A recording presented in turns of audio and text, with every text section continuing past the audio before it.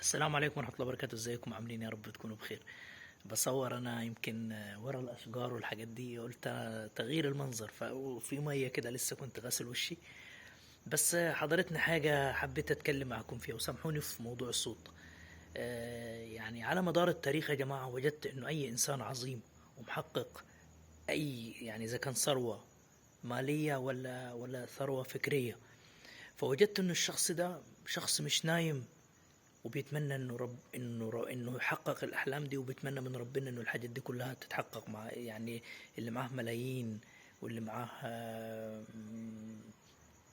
عربيات، واللي معاه حاجات كتيرة جدا، مش قاعد ونايم وبيتخيل وبيرسم الحلم اللي هو عاوزه بدون ما يسعى. لا، لازم يكون في سعي، دي حقيقة والله، لازم يبقى في سعي. السعي مهم، يعني ربنا سبحانه وتعالى حتى في القرآن الكريم بيتكلم في كذا آية في موضوع السعي. يعني ان انت تسعى حتى في وصولك لربنا سبحانه وتعالى، بيقول من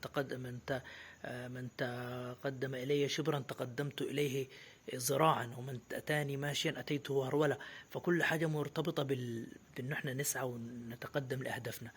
ومش هطول على حضراتكم كتيرة والله، بجد لو عندك اي حلم ولا عندك اي حاجه اوعى تسيبه. ما تخليش حد يقول لك انت مش هتنجح، انت مش هتنفع اي حاجه. والله العظيم انا من ضمن برضو الناس اللي هي كانت بتستمر ان هي تحبطني، بس انا ما بسمع لهمش. يعني في حوار موضوع القناة برضو، انت مش هتنفع، انت اوعى حد يفشلك ولا حد ينجح. تعرف لما والله لما انت تنجح يعني هم مجرد ما يشوفوا نجاحك، صدقني كل الناس دي هتتقلب، هتبقى احبابك، والله عن ثقة. اوعى تفرط في حلمك، واشوفكم على خير في فيديو جديد.